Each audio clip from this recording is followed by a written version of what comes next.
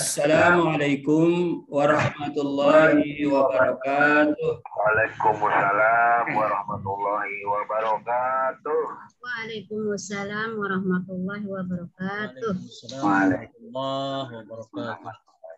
Waalaikumsalam warahmatullahi wabarakatuh. Alhamdulillahi wahda sadaqa wa'ada wa nasara abda wa a'azza junda wa hadamal ahzaba wahda. Asyhadu an la ilaha illallah wahdahu la syarika la wa asyhadu anna sayyidana Muhammadan abduhu wa rasuluh. Allahumma salli wa sallim wa barik ala sayyidina Muhammad wa alihi wa ashabi ajma'in. Ya hayyu ya qayyum la ilaha illa anta. La ilaha illa anta ya hayyu ya qayyum. Ya hayyu ya qayyum la ilaha illa anta birahmatika astaghis. Birahmatika astaghis. Birahmatika astaghis. Jamaah Talim Angkasa 56 di mana saja berada, alhamdulillah wa syukurillah. Allah masih berikan kita nikmat sehat walafiat, nikmat panjang umur, nikmat melaksanakan ibadah dan taklim. Alhamdulillah pagi ini kita bisa jumpa lagi dengan bahasan Kitab Syairus Sadiqin halaman 120 jilid 3 bab atau paslun fi fadilatis sakhai, pasal pada menyatakan keutamaan orang yang bersifat murah, suka memberi, atau dengan bahasa yang dikenal dermawan. Lawannya bakhil. Sakha lawannya bakhil. Pelit alias kikir alias apalagi dan seterusnya. Jamaah sekalian, langsung saja yang tidak punya kitab silakan pegang catatan-catatan sehingga nanti tidak banyak pertanyaan kalau udah paham.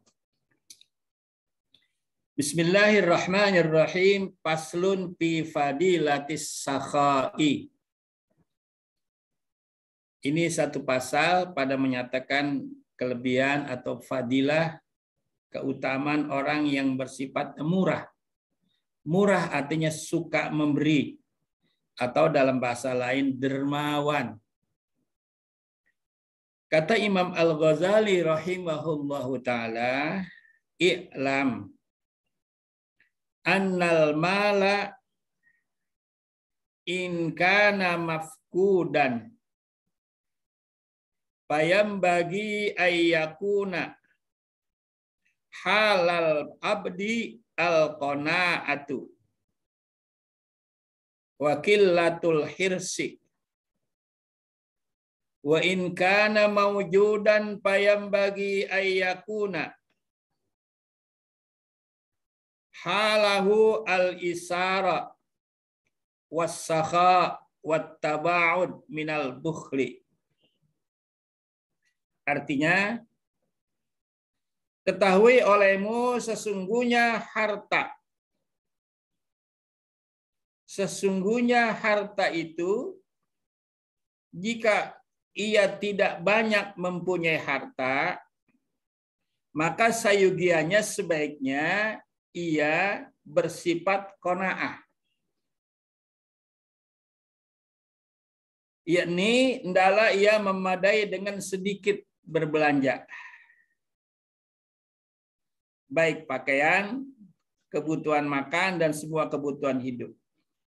Jangan ia tomak, artinya serakah. Kalau kebetulan dia menjadi orang yang mempunyai harta banyak, hendaknya ia bersikap. Bersikap apa? Bersikap zuhud atau pertengahan.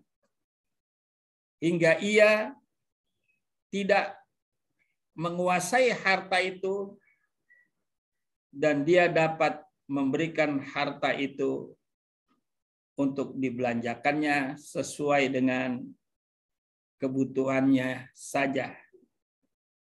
Jamaah sekalian yang berbahagia. As-sakha artinya sifat murah, suka memberi.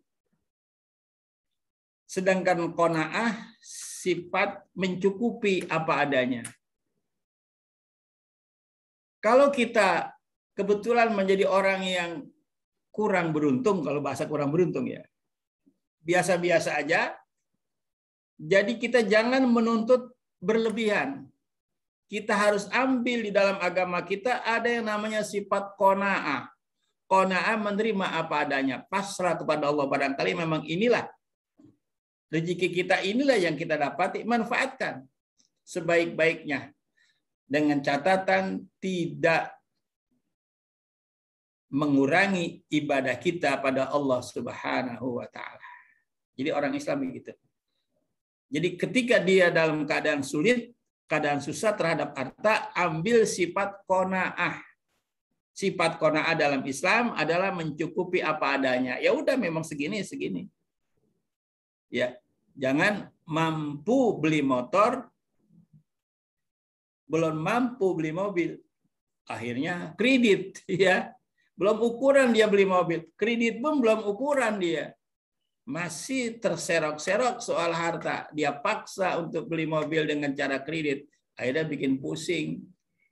Giliran awal bulan, ngatur buat makan, ngatur buat ini, ngatur buat bayar kredit. Tiap hari pusing. Terus ibadah jadi terganggu. Ribut terus di rumah tangga. Istri disalahkan, menggunakan uang berlebihan. Padahal istri sudah berhati-hati. Karena memang kurang.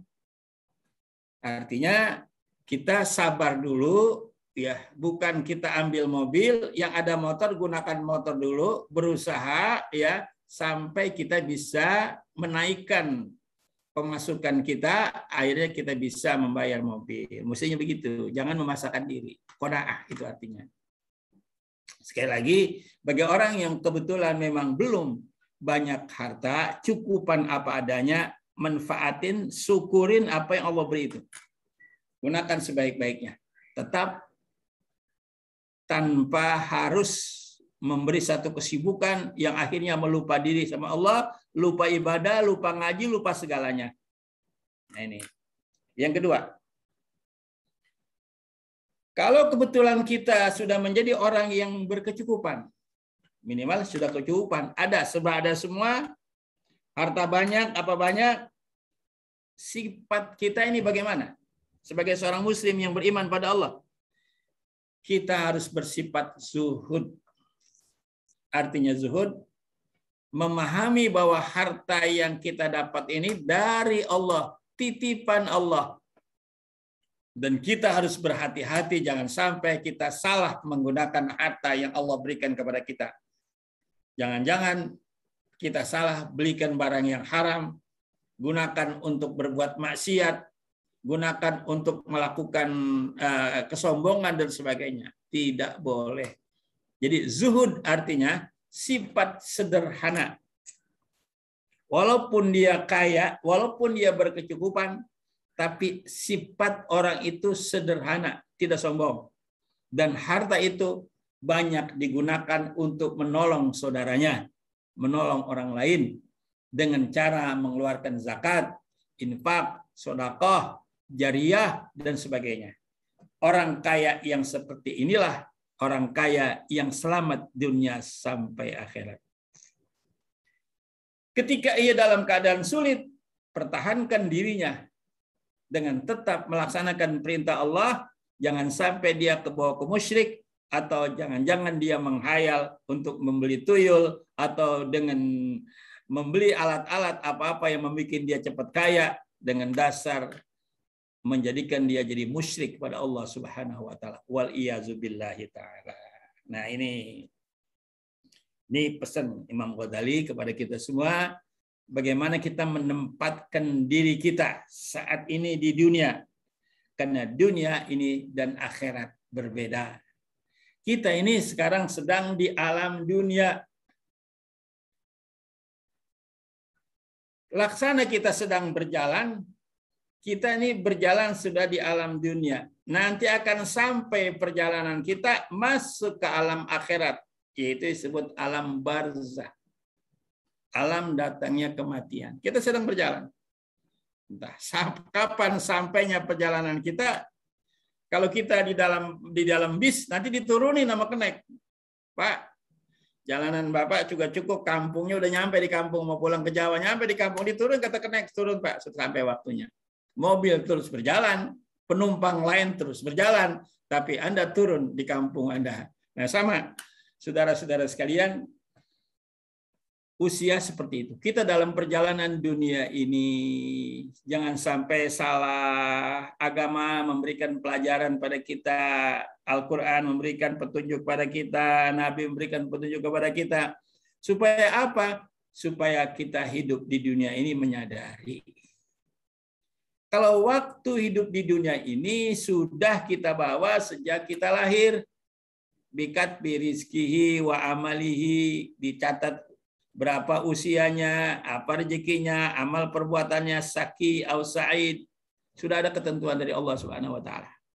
Jadi kita mesti paham, sadari bahwa kita ini sedang di alam dunia dan sedang berjalan pada satu waktu sampai ke tujuan. Tujuan yang akhir adalah kampung kita, negeri kita, yaitu negeri akhirat. Yang diawali oleh alam barzah, yaitu kubur. Yang kita lihat orang yang meninggal dikubur, digali di tanah, ditutup. Itu yang kita lihat. Tapi sebenarnya dia akan kembali yang namanya alam barzah. Memasuki alam barzah. Al-qabru awalu manzilin min manazilil akhirat. Kata Nabi, kubur itu adalah pintu gerbang akhirat. Belum akhirat, baru pintu gerbangnya. Sering saya memberi contoh, seperti kita mengantar saudara kita ke bandara. Yang kita lihat, mereka masuk. Ya, tapi apakah mereka berada di situ seterusnya? Tidak, saudara. Mereka akan dibawa dengan pesawat sesuai dengan tujuan dia mau kemana.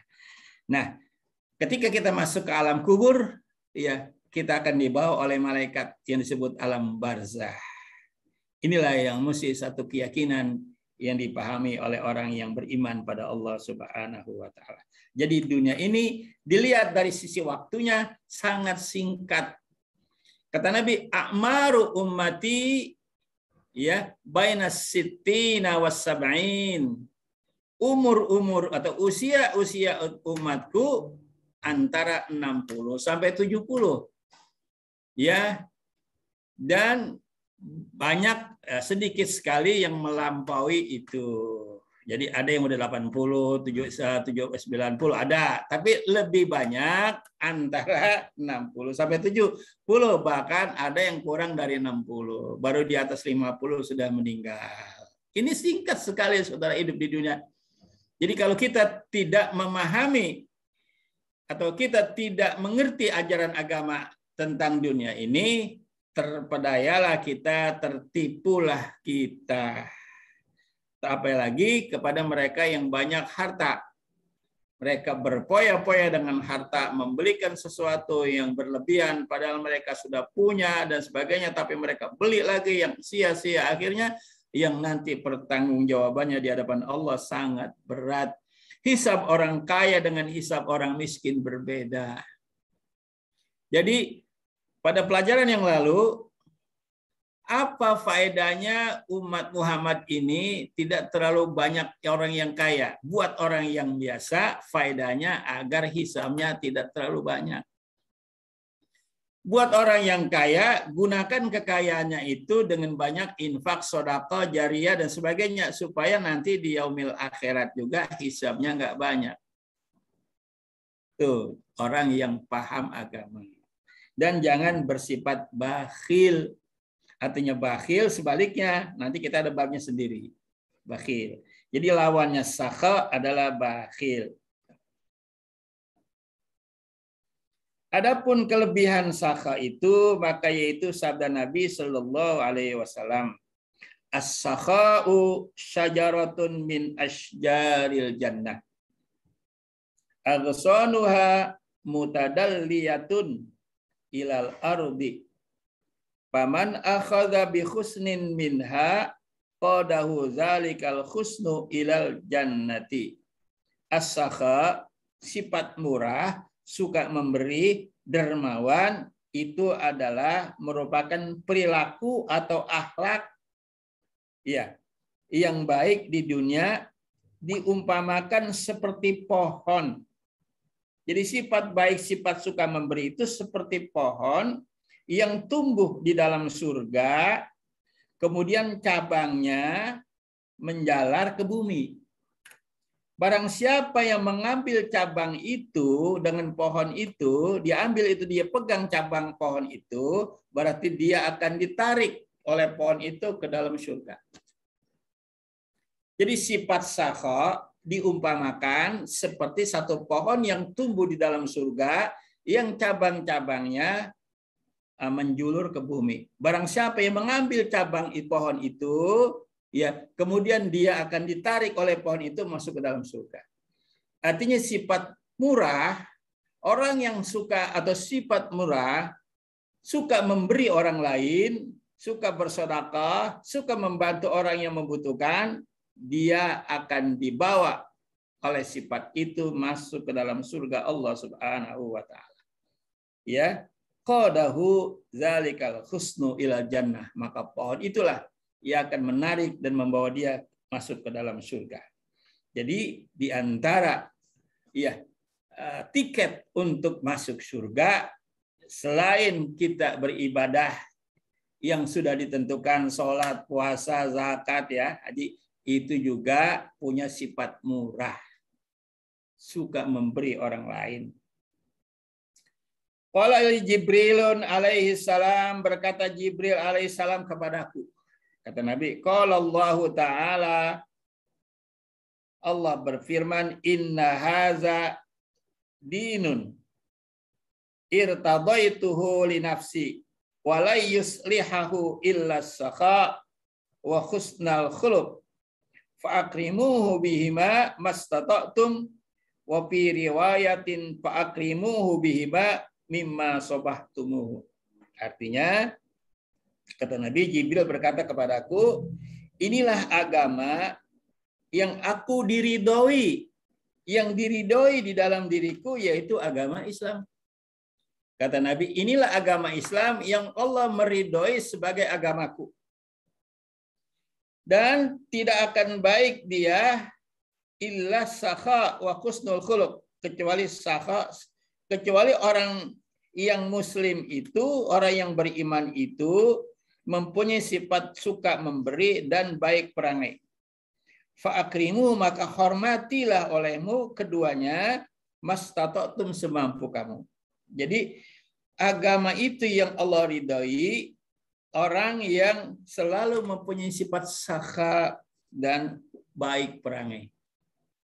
Jadi siapapun dia yang mengaku beriman, mengaku muslim dan mengaku beriman, mukmin, tetapi tidak punya sifat sakha, berarti dia telah menjelekkan agamanya sendiri. Jadi agama ini mulia karena sifat sakha dan akhlak yang baik. Jadi kita mesti tunjukkan sebagai seorang muslim akhlak yang baik kepada orang lain, perangai yang baik, menjadi orang yang menjadi contoh suka memberi, ringan tangan, dermawan. Inilah agama Islam.